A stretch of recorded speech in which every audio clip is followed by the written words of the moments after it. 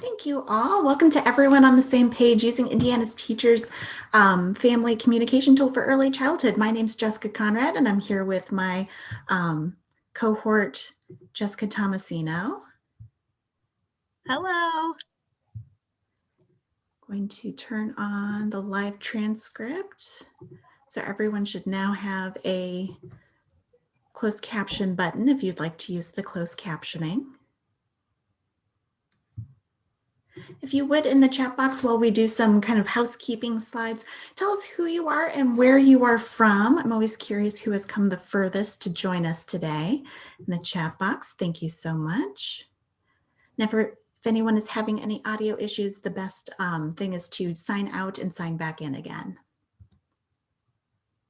The other thing we're going to be using a lot today is this annotation tool. So in the top of your, or the bottom of your Zoom box, there should be this little annotate button, and you should be able to make a little X where you are. I hope, fingers crossed, I set that up correctly. I haven't used this in a long time.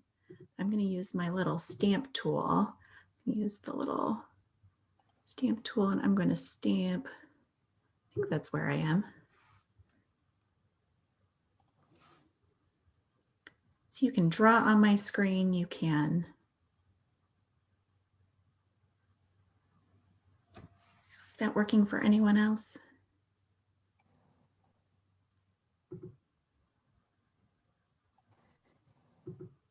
Yeah. I think that's where I am. Maybe somewhere around there. Hearing at least one participant says they don't have a little annotate tool popping up for them. Do you have a view? Do you see view options at the top of your screen? No view options. Should be next to the you are viewing Jessica Conrad screen, and mine's in green. Okay. Once you click on that, then you can, the drop-down menu will have annotate in it. So once you click that, you'll get a toolbar that'll come up for you. I love that now it actually has like little names of who popped up where. I love that. Yeah. Look at us learning a new tool on the fly. I love that. And then for you, if you really wanted to save this, there's going to be some slides in the future that maybe you want to save. There's a little save button in the corner next to, I have the clear button. I don't think that you guys do, but I can save these. And all of the materials that we make, we're going to be able to share them later. So the slides and all the notes and everything, I'll be sending those out by lunchtime tomorrow. All right, so I'm going to save that. Clear this out. Thank you so much for playing around with that with us. Clear all of that. We're going to move on to the next slide. Oop, maybe. There we go. I always start out with an accessibility promise. We are committed to using the framework and principles of universal design for learning. So like I said, started the captions, so you guys should have a CC button on your Zoom panel, and you'll be able to access those closed captions as well as a transcript, simple backgrounds with high contrast real font, digital materials for your own use. So don't feel like you have to write down everything today. You're going to have an opportunity to get all of the slides and all of our resources. Lots of shortened links and QR codes, and lots of opportunities to ask questions and interact. Jessica and I love answering those questions on the fly in the chat box, so please feel comfortable to kind of ask or share, or maybe provide some insight that you are learning in your own programs. So Patents is hosting this webinar. We're promoting achievement through technology and instruction for all students, making sure that our supporting all of our Indiana public pre-K-12 schools and creating and sustaining an equitable learning environment for every student. We're part of that greater Indiana resource network with, and you can see all of our cohorts and fellow colleagues from IEP Resource Center, Project Success, and many others. All right, so a little bit about me. I'm currently Indiana's preschool 619 coordinator and special education specialist for the department. I will be in this role until Friday. I'm actually going to be transitioning to work with our early intervention system, which is First Step, starting on Monday. So that's very exciting. I am licensed to teach PK through 12 special education and psychology in Indiana. And I'm an adjunct staff in IUPUI's early childhood program, and I teach STEM in early childhood. And I wanted to share if you haven't heard of the Next Gen Science Standards, I think they are fantastic. I love, sometimes when I get in, I just like to search around and just see where all these connections are being made. And they have a great resource to look at, aligning the Common Core standards, but, we have alignments available on the DOE website that support where that falls with our Indiana state standards. So it's just a really great resource, and they're also really awesome to align to the foundations for early learning, because we have different connections and resources available to do that as well. So just a little link for you to check out. Hopefully you can get excited about them as I am. My disclosures, I'm a patent specialist and a licensed and certified speech language pathologist, and also a member of ASHA SIG 12, which is all about augmentative and alternative communication. I'm also president, and Jessica Tomasino is my vice president of the Indiana subdivision of the Division of Early Childhood for the Council for Exceptional Children. And I wanted to add links to the DEC recommended practices and the Early Childhood Technical Assistance Center resources that align so perfectly with what we are talking about today, supporting all of our team members and ensuring that we're giving the very best support for all young students. All right, so our agenda today, we're going to review the Indiana Teacher Family Communication Tool, and we're going to use 2 case studies to kind of dig into some of the really cool features about it on how to support all of our team members and our students. So 2 case studies for that, and also talking about embedding and supporting assistive technology and universal design for learning within those 2 tools. At the very end, you're going to be asked to give an evaluation. That evaluation, you'll get a certificate through that evaluation, and it'll also give me all of your email addresses so I can make sure that all of these resources are sent to you by tomorrow. So very important to fill out that evaluation at the end. This is a visual representation of the Every Student Succeeds Act from the Indiana Department of Ed. And all I'm going to say about this is it just aligns so perfectly with what we're talking about today. If we talk about equity plus access equals outcomes, we need to make sure that we're documenting what it is that our students need to access and how they're accessing it through that Universal Design for Learning, MTSS. And what I love about this in particular, there's a lot about collaboration and making sure that all of these other pieces of this puzzle stick together well. You can't miss just one piece of this puzzle, right? They all are needed.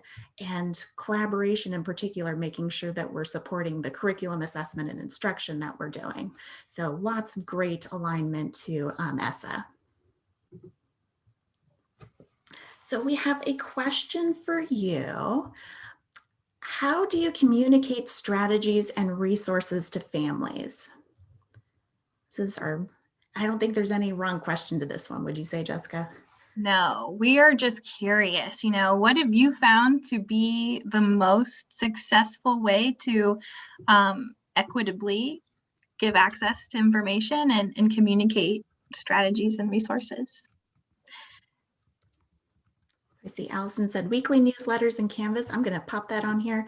And if you are also using that, go ahead and use that stamp or draw a star or something next to it if you're like, yeah, I do that too.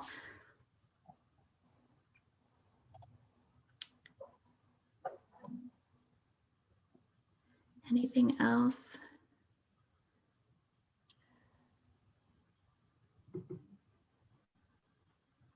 Angela is agreeing.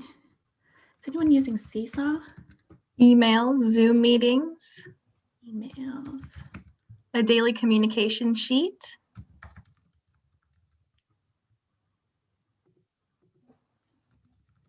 Seesaw is one that I've used. Oh, Class Dojo. Yeah. WebEx.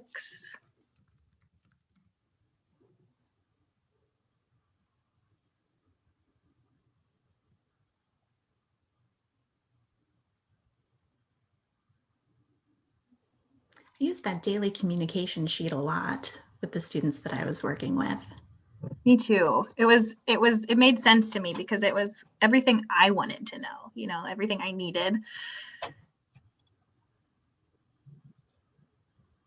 Just parent interaction. Yeah, just saying hello to them in the car rider line, right? Mm-hmm. Emails. Oh, I love that. QR codes for easy access to slides being shared or video lessons. What's the QR code, Jessica? Well, Jessica, you happened to teach me about that when I was still in the classroom. I love these handy codes. So hyperlinks to resources. Yeah, so it's just a great way. I don't know if all phones do it, but I know with an iPhone, you can just hold your camera. Do all phones probably do that now? Yeah. All of them now, yeah. Okay, so you just hold your phone up and then it gives you an option to click on a link, which I think is awesome. You're going to see a QR code at the end. You will not, if you're not sure what the QR code is, you will definitely see it at the end. And you'll find out if your phone works for this too. Yeah, and it's really nice because then, sometimes you get an email address that's like, www.yourschoolddistrict.com/ a bunch of things. That's really hard for a lot of people to put in their phone. But if I can just aim it at the screen and immediately get to exactly where you want me to go, that probably is going to work out better. Oh, Kim's collecting materials in a Wakelet and sharing that with parents. Kim has shared that with me as well. It's really cool. Ooh, to look into that. Thank you. Bitly, yep, helps to shorten different web addresses. Yes. And thanks for drawing on the screen. I did want you guys to draw on the screen and add to that.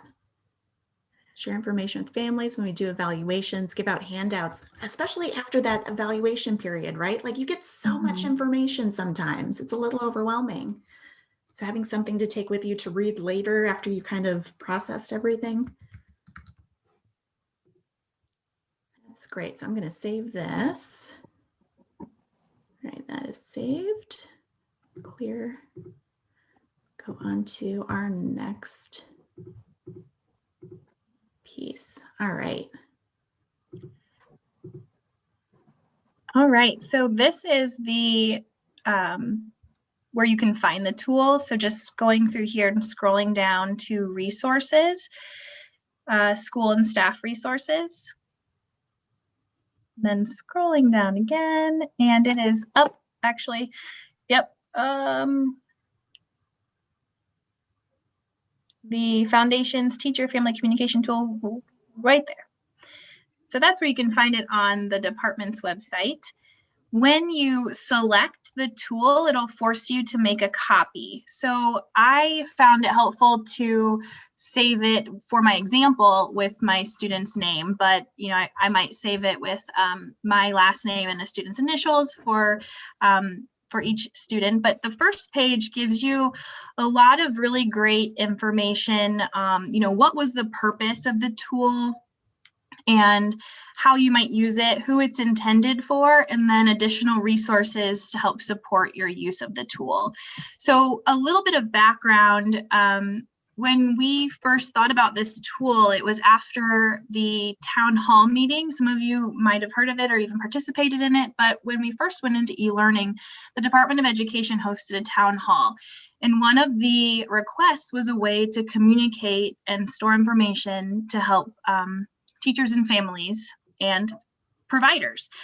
So this was sort of born from that town hall meeting, and just thinking of how we work together and how we communicate information and how much information that we experience day in and day out, right? I mean, we experience so many different things that students are doing that we might try to remember or jot down, but this is intended to give us a place that is meaningful and useful as educators to use and share with providers. So if you go to the next tab, there's an example page or example sheet. So here you'll find a space to put information, right? Student's name, parent or guardian, contact, teacher's contact information, and then any other service providers you can add there. And then it's all interactive. So You can see here, this is an example using the English language arts content. And if you click on content area, it will bring you to up here in the blue is hyperlinked. So that will bring you to the family guides for that specific content area. And as you go down in each of the different content areas, they're all linked to their specific family guide. And then here in the topic areas, those are all linked to like ELA 1.1 that's highlighted right now is linked to the guidance for that specific topic.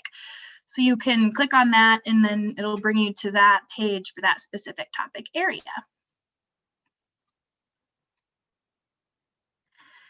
The next column is for classroom and home activities and resources. Again, all of this is able for you to edit. If it doesn't make sense for you to have this column labeled this way, then you can rename it to whatever it makes the most sense for you. But there has been feedback. And what's it? It's feedback, right? Jessica, you taught me what this was and put this part in. But you can add a key and then label it. So you can see there's a key in the upper right-hand corner and it has circles, diamonds, and hearts. So I just chose IEP goal, skills and practice that relate to the IEP goal, and then a heart is a resource or a link, so that if you're coming through as a parent, I'm going, okay, what are the things that I can use to learn more about this or that, or what links or resources are available for me. Then as educators and service providers, we can all have access to this document. It's shared through Google, and then we could be adding things in that help a student, in the classroom or in the home, and adding in notes.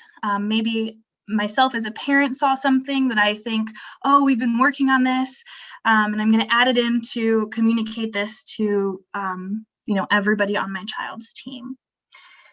Let's see. You can see there's some examples here for you. And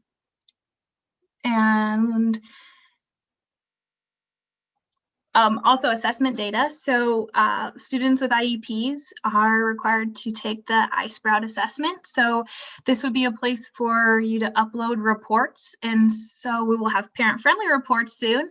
And then so that'll be a place for you to upload those parent-friendly reports and any other assessment information that you might be collecting data on for your students.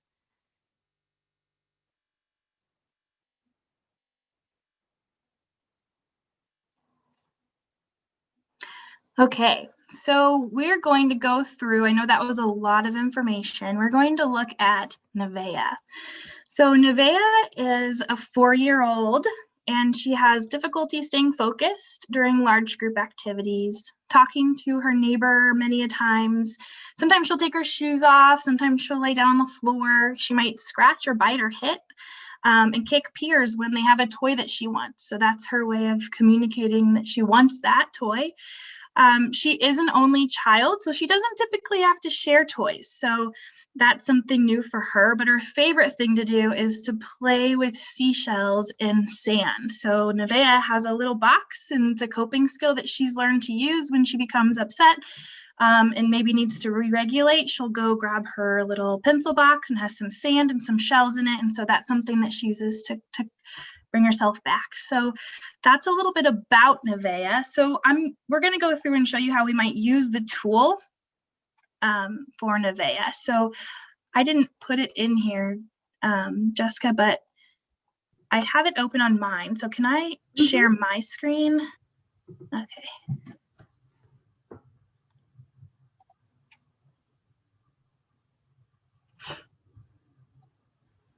All right. So I've started an example here, and I have a goal here for Nevaeh. Here's her information. And as you can see, she's receiving speech services, and she works with a RAP facilitator and a skills specialist. So here's her goal, one of her IEP goals. Here's another, and we just labeled those as such, IEP goals. And for an example for a resource that we might put in, if Nevaeh is working on some communication skills. Oh, I had it open. Wonder how I moved this over. Oh, look at that. So the Mighty Moments are a resource that you might use to provide something to families to use in the home. And we're working on this right now at the department. And so I'll have, I think it's linked, but if it's not, we will link it in here. But you might go in here and grab one of these. They're short little video clips that support interventions through daily routines for families. So you could select something like this, copy the link address, and go into where, probably should have, okay, so ELA 2.1, and go in and select and insert the link.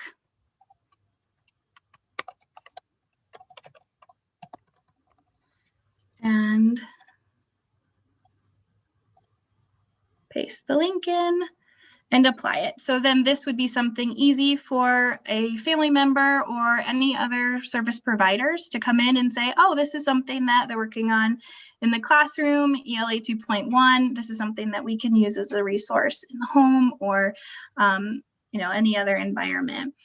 Might also be helpful if this was, if this was changed, you could add a column here as well to just add notes. Actually, that's the bottom. So if I had some notes and said, we've found that this behavior intervention is really working, or we're working on a new coping skill, Nevaeh would benefit from having this with her during circle time. So then that would be something to put in the notes section and make sure that everybody's aware of that new skill that Nevaeh is working on.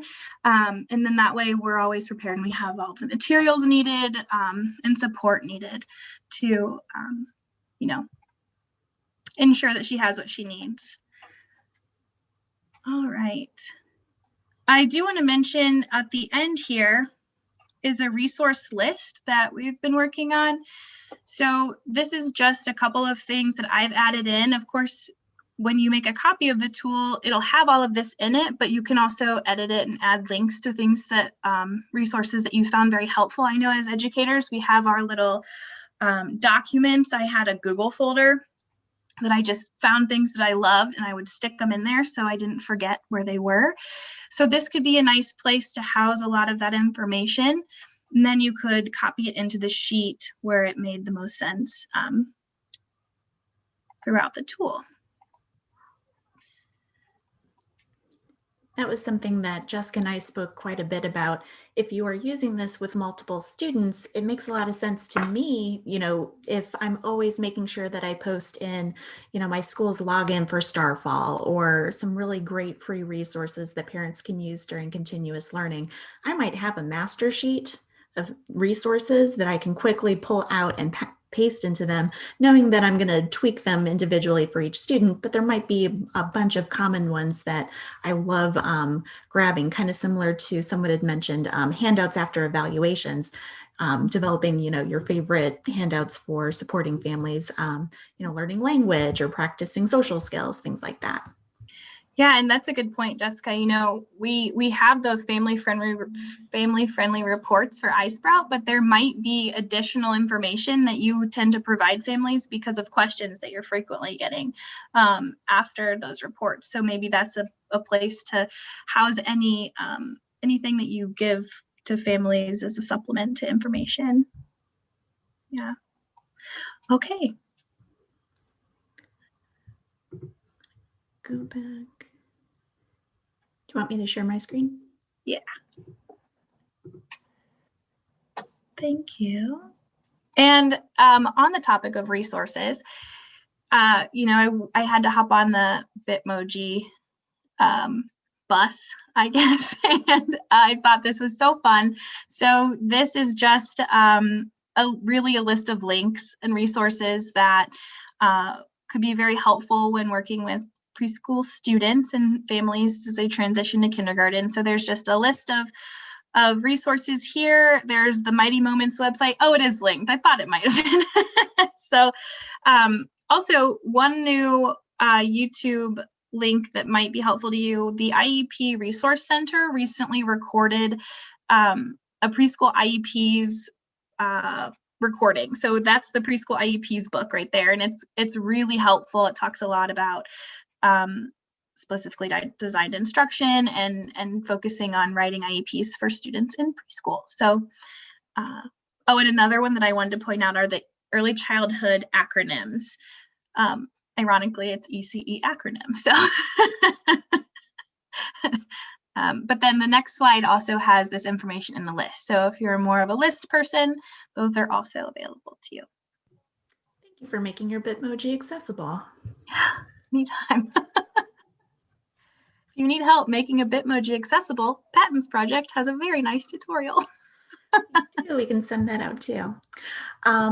So before we move on to Milo, do we have any questions or thoughts about this before we look at it a slightly different way? Pause there. Okay.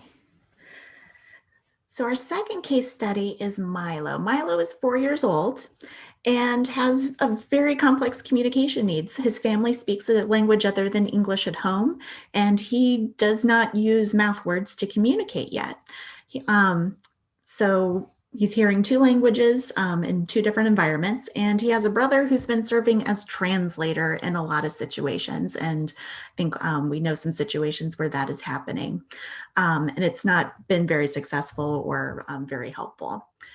He loves interacting with the adults. He is a very social kiddo. He loves music and anything to do with trains. He has a lot of interests, and he has some intentional communication, but it's for very limited purposes, and not everyone understands what that means. So it kind of depends on the person who's interacting with them, whether they understand what he means by that.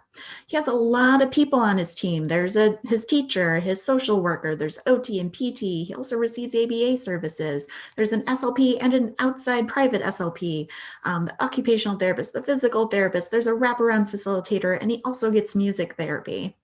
So a lot of things are going on, a lot of people. He's got a lot of support. But something like the communication tool might help everyone stay on the same page. I'm curious, with a student with really complex communication needs, especially, so 2 different things going on. He's a student who doesn't communicate with mouth words, and the way he is communicating isn't effective with everyone. Do you have any resources or things that you like to go to in this situation, especially when we're talking about a 4-year-old? Anything you would hope to see that would be included in that communication, or hoping to see? Any tools that you like to use? Again, I don't think there's a wrong answer besides, we're just going to wait till he's 8 years old before we try anything. That would be a wrong answer.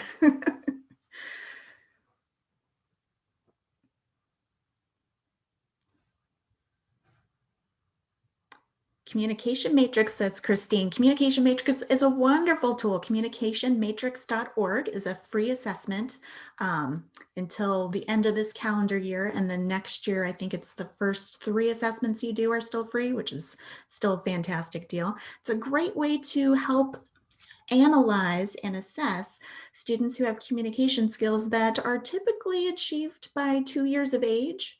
So yes, he would be a perfect student to use the communication matrix and give everyone a visual representation of what he can communicate, because he does have a lot of communication skills. They're just not conventional, and he doesn't use his mouth to communicate them. So yes, that would be one fantastic tool that you could certainly insert into this family communication tool. Anything else that you would hope would be supportive? And then my next question is, what do you use to communicate or to help you communicate with families who don't speak English? If you don't speak their home language, what are you using to assist that kind of communication?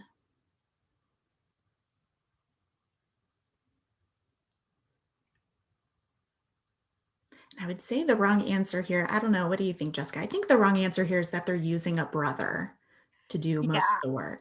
A family member or nothing might be an opportunity kind of answer.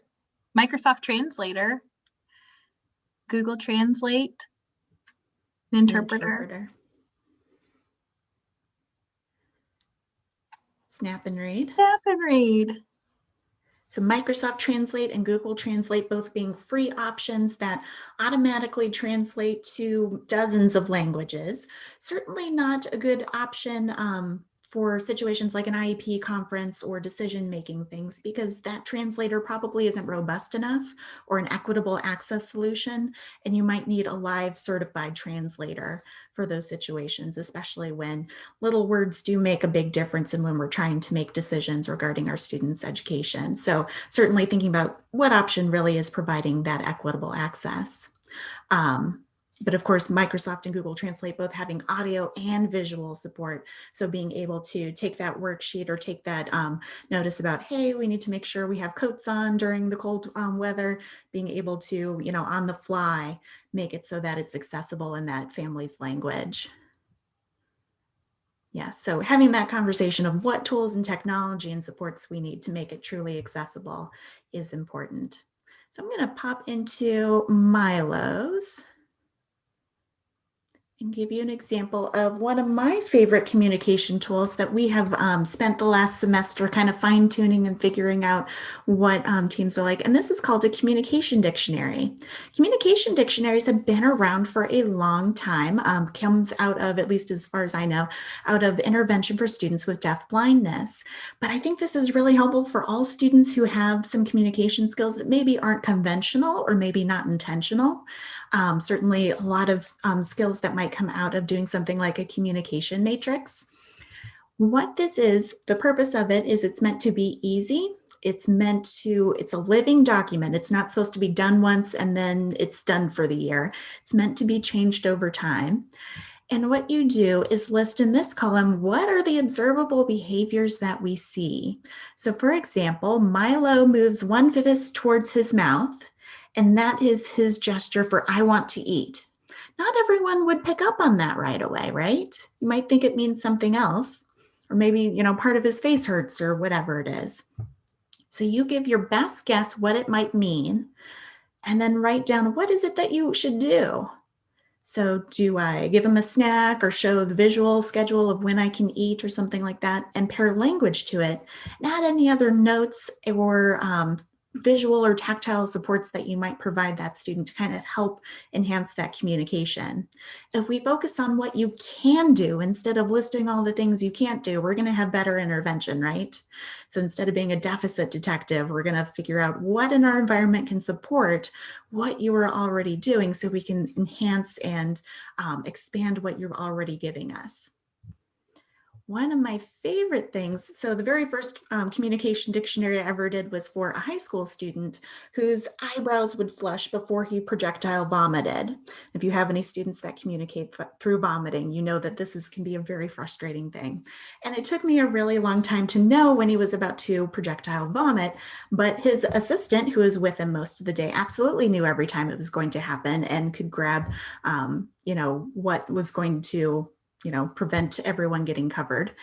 And I just never understood, how did she know? Like, I was always surprised when that happened. She's like, oh, when his eyebrows flush, he's telling you he's overwhelmed and you need to, back away or, turn off the light or do whatever it is you need to do. Never picked up on it. Had we done a communication dictionary early, we would have been able, she would have told you right off the bat, oh yeah, when his eyebrows flush, you know that something's going to happen. And these are the things you need to do. Just having that written down so we know what needs to happen next could be really powerful. And then eventually tweaking it over time.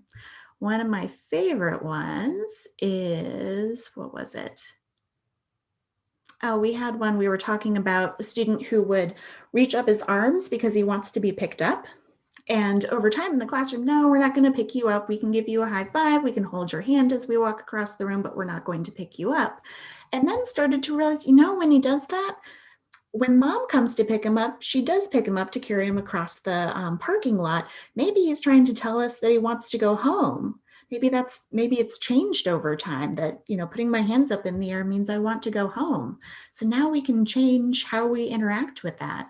And that's where the dendrite formation happens, right? If I can respond to what you're saying within 3 seconds and I show that whatever you're doing has meaning, that's how we can expand communication. I can tuck this into this family communication tool. So again, I can set it up so all of our team members can see it, they can edit it, I can see who edited it, I can make sure that maybe certain team members can add to it and other team members can only view it because it's set up like a Google Doc. For those of you who are in Microsoft, even though this originates in Google platform, you can put this in Microsoft just as easily and set up all the same tools and everything. I like that it's in this spreadsheet format because it gives you the history. Should something get deleted, you can always bring it back. This isn't going to be a piece of paper that gets lost over time. If the student moves school districts, I can easily upload or change this or send it to the receiving school district or receiving building. There's just a lot of flexibility in making sure that a document like this can live for a long time over all those transitions. So there's the community. Oh, go ahead. I was going to say something nice too to point out is that that wasn't a tab already. So it was nice that you were able to create that tab. And then something else that I think is also very helpful is that, you know, if you don't want to put content in each of the content areas, then you could move the tabs to where your focus is specifically. If you're just focusing on English and approaches to play and learning or math, or maybe this communication dictionary really needs to be the first tab because and colored, then you can manipulate the tool so that you can have that happen as well. And anytime you have anything that is already made in another spreadsheet and you want to connect it to it, it's really, really easy to do. You just go over to one of these tabs, you say copy to an existing spreadsheet, and you can copy and paste into all your student spreadsheets if that's something that you want to do. So makes it very simple. The other thing we wanted to point out in all of these is, like you guys had said, Microsoft Translate and Google Translate, all of these things, it's really nice when you have that stack translation feature. So for Milo's family, the student and family I'm thinking of, they would prefer to see the English and their home language side by side because they can read both, or they would prefer to be able to look at both of them. So in any of these, I would write down what it is, hit Command Enter, and then put in my translation right below. And I could use an automatic translator or do an automatic translator and then ask the interpreter to look over it and make sure that there weren't any automatic translating typos, that sort of thing. So I can stack translate and put it directly into one system, one page. And we'll make sure that you get a copy of the communication dictionary if the communication dictionary is the only piece that you want to use, and a copy of the family communication tool. And you can see how you can, like Jessica said, grab pieces that make sense, hide or remove pieces that don't, and build upon that as that student grows and you start adding and any transitions in the future. So again, communication dictionary, it records that observable behavior and our best guesses of what it means and what we need to do as adults. And really that focus on environment and how we can support that student instead of, again, being that deficit detective and figuring out like, well, you're not doing this yet, you need to do this. Let's look at our environment first.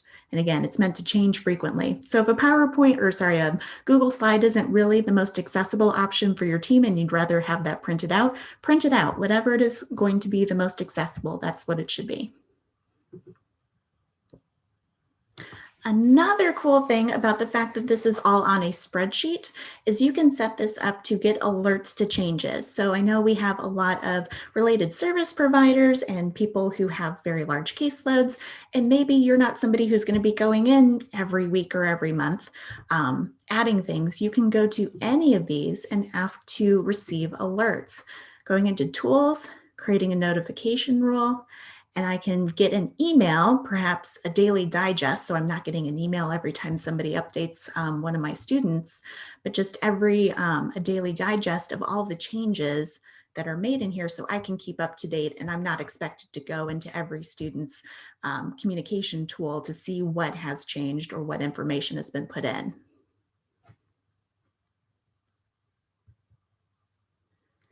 So as we're wrapping up here in the last 15 minutes, we have questions for you.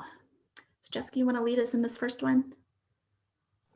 Sure. So that's a lot of information. So as you're thinking through some of the ideas, I'm sure everyone's minds are, going with ideas. So how can we support families, and what questions do we ask them?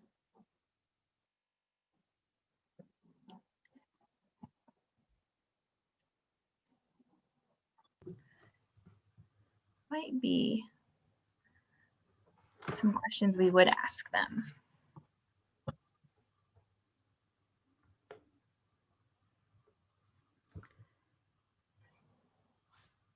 And feel free to type it in with or annotate or use your new tools or put it in the chat box.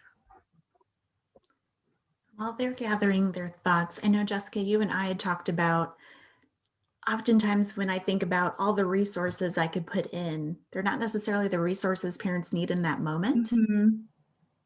And I never want to overwhelm a parent to the point where they just, I don't even know where to start. You gave me 14 links. So it can be hard to figure out. Yeah, I mean, I might think that having a link to navigating the course is what a family wants, but they might have already read that, and really they need a deeper understanding of where to look when they're looking for information about IEPs or a specific question. Or so how do we ask? How do we go about saying, do you understand what I'm providing you in an IEP or the information in a tool? So what experiences do you have with that?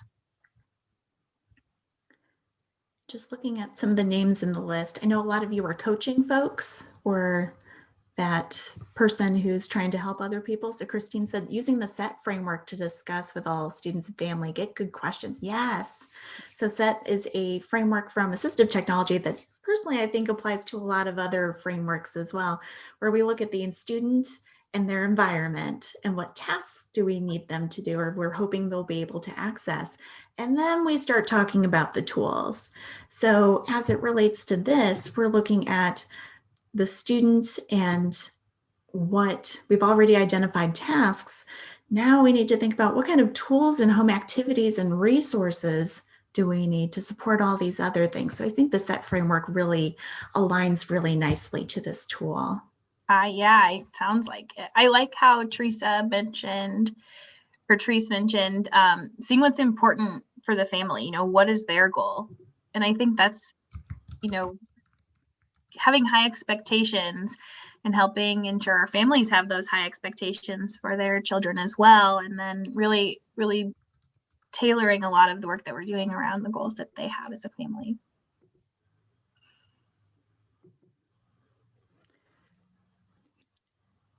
What kind of support they need at home for communication. Often school needs are very different. I love this point, and this has been, in the last 12 months, it's certainly thrown into relief, because the systems that, when we talk about AAC systems, we're not talking about a device. We're talking about all the tools and strategies and techniques that student might be using to communicate. And we have a great system for school, and it makes complete sense at school.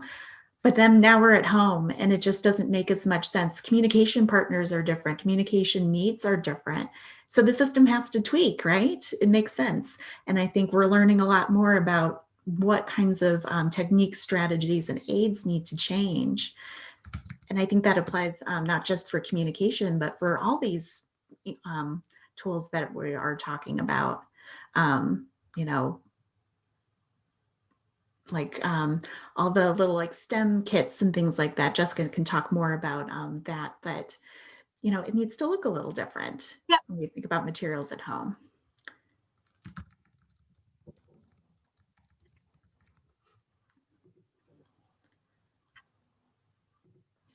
Save that.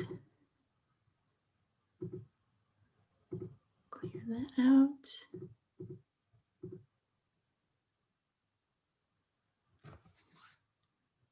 So our next question being, this communication tool, this family teacher communication tool, how could that help you coordinate a large team successfully? Or is there anything that you would need to help support you more in coordinating that communication?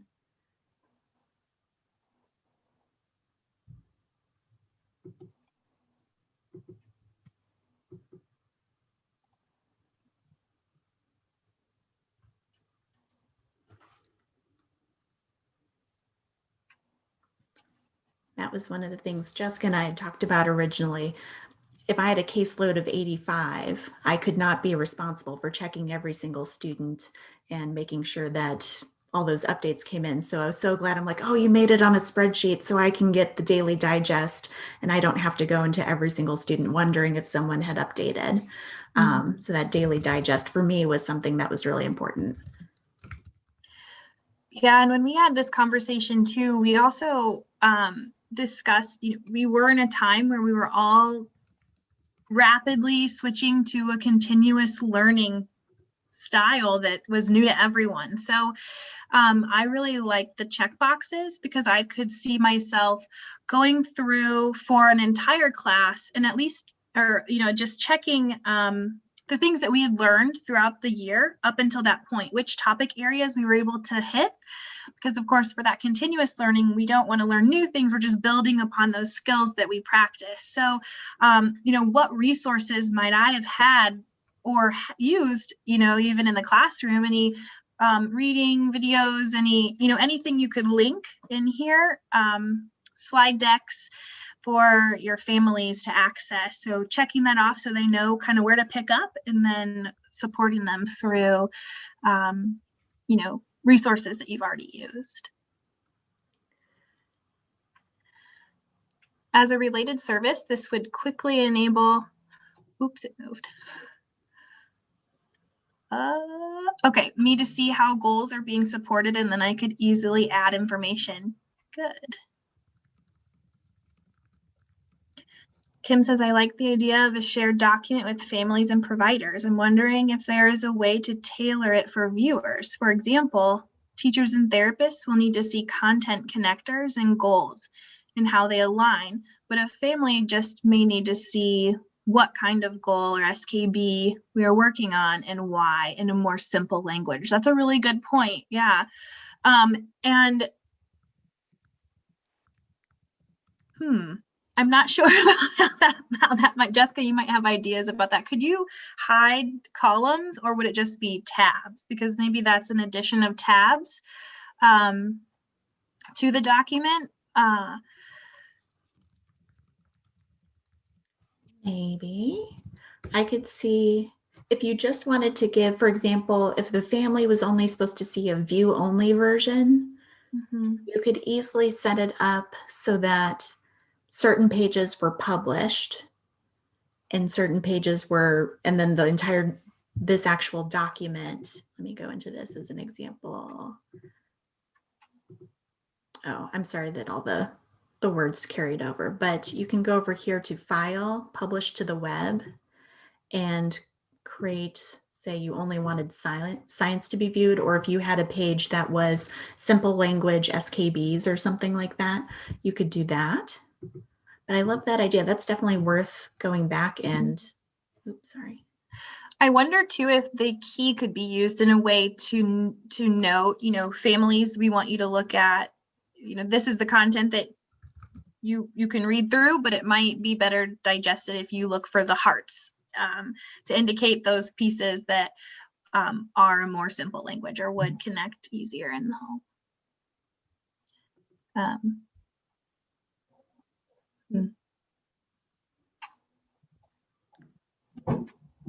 There's a message from Sarah. What do you need right now? In the wrap up of a meeting, I send an email follow up to let the TOR know. Let them know the TOR is the go-to person. So I love that, like having all that information like this is in there, that you have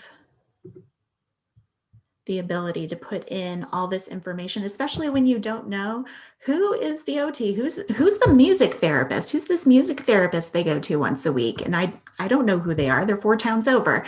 So having all that information in one spot so you can quickly get to it, that is going to be in your face more often than perhaps the IEP side of things is going to be in your face. At your fingertips. Having emails or a way to contact providers, I think would be so helpful. I spent, 5 more minutes than I would have liked searching my email for my own child's SLP email the other day. So, having that all in one spot and just being able to go into a link and copy and paste. You could even hyperlink it to open an email, I think. Couldn't you, Jessica? Okay, so then you just need to click on the person's name and it should be able to pop or open an email for you to type in and send. Just makes your life that much easier. I love that. Okay, I'm going to save this.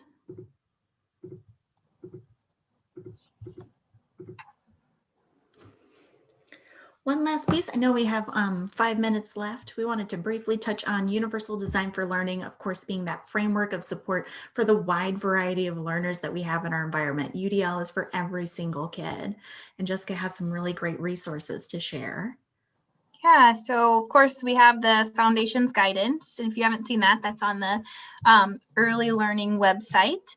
And it goes through each of the topic areas and each of them are linked here. Of course, that's in the tool. That's what those links were in the beginning of the tool.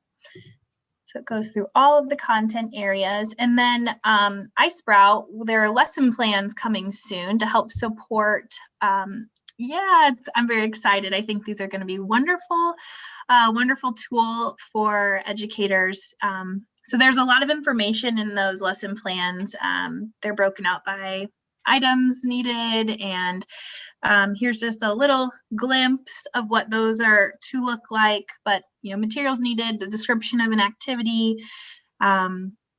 Of course, if you could scroll up one more time, I just want to point out this is one of my favorite parts. So it links to the early learning foundation. So you can see the topic areas M 4.2 and physical health and growth 3.1. So I think that's really nice too when we're thinking about planning our lessons. Thanks, Jessica. So then when you scroll down, you can see what you would expect to see for the different levels of the continuum. So we have A through D, and then you have 1 through 5. So the description and then what we might expect to see. Of course, we have to remember this is a continuum and children are all different, but I think this is nice to have sort of a basis for that. Then there's an activity. And then I thought this was really great. You can see here there's documentation mechanisms. So you can go through here and document students and what you're observing. And then there's going to be different supports for universally designed classrooms and some instructional support. So those are yet to come, but something we're very excited about. And then, of course, assistive technology needs. Certainly, again, UDL is for every single student, but every once in a while we have students who might need one specific tool to address tasks that they need to do. And I love the fact that you can insert this into this communication tool, even if you're doing an assistive technology trial to figure out, hey, does this kid need this pencil grip, this communication system, this behavior support? And figuring out with all of your team members, this is what we're using, this is how you use it, here's a quick video on how it's used, and having that communication all in one spot. Also thinking about, again, continuous learning. Is this tool needed at home? Is this tool still needed now that they're 5? Do we need to plan for this when they go into kindergarten? I love the fact that that AT can be wrapped in here and helps you write your IEPs at the end of the day so much better, I think. So you'll have all that information all in one spot. We have 2 minutes left, so we are probably going to have to skip this question. But we would love to know, you're going to, in that evaluation, there's a spot for you to give us your thoughts, certainly the thoughts about this particular webinar that we did together. But also we would love to hear, who do you see yourself using this tool with? And if you are using this only with certain students, we would love to either know that answer in the chat box, or if you put that in the evaluation, I'll make sure that Jessica gets that. That would help us, as we reflect and expand upon this tool. So again, I'm actually going to, and what resources you need. So again, patent services, I just want to point out our trainings and virtual office hours. If you are interested in further training on some of the things that we talked about, those of you who are Indiana pre-K-12 schools and staff, you are on the All You Care to Request plan. So please feel free to reach out. We're happy to support you. And tonight is our Twitter chat. The conversation is all about being a good AAC communication partner. So a really great connection with our case study of Milo. So we'd love to see you on that day. night, April 15th, 2021 in Carmel, fingers crossed, is our Tech Expo. If we're not in Carmel, we have a wonderful backup plan. And here's that QR code we Yeah, mentioned at the I was gonna beginning. say. Thank you for watching this presentation. To get your certificate, please go to tinyurl.com/patentspgp. That's PATINS or scan the QR code on the screen. You should receive your certificate within 1 hour. If you are watching the recording, please also email Jessica Conrad for the slides and resources. Her email is jconrad@patentsproject.org. Again, that's PATINS project.org.